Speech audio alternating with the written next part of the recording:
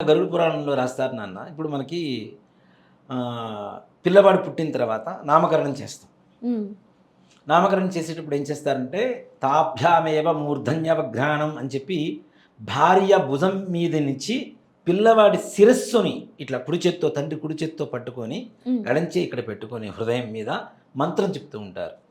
అంగాదంగాత్ సంభవసి హృదయాదధియాయసే ఆత్మా వై పుత్రనామాసి సాజీవ శరదశతం అని చెప్పి ఒక మంత్రం చెప్తూ ఉంటారు.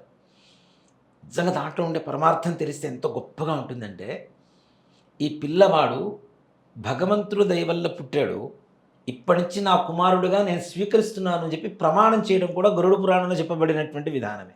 హ్మ్. ఆ కుమార్తెను కానీ కుమారుణ్ణి కానీ ఇప్పటి నుంచి నా పుత్రుడిగా నేను స్వీకరిస్తున్నాను, వీడి బాధ్యతలు మొత్తం నేనే తీసుకుంటాను అని చెప్పి ఆ యొక్క తండ్రి పిల్లవాడి మూర్ధం అంటే ఇది హ్మ్. శిరోభాగం. ఇంకోటి కూడా ఏంటంటే, పిల్లవాడి శిరస్సును మాడు అంటాం కదా ఇక్కడ ఈ భాగాన్ని, అవును. ఈ మాడు భాగాన్ని వాసన చూడమంటారు. తద్వారా సంపూర్ణమైనటువంటి వాడి మీద ఒక అధికారం, బాధ్యత తండ్రికి చేకూరుతుంది. వస్తుంది. ఇలాంటి విధానాలన్నీ కూడాను గరుడ పురాణంలో చెప్పబడింది.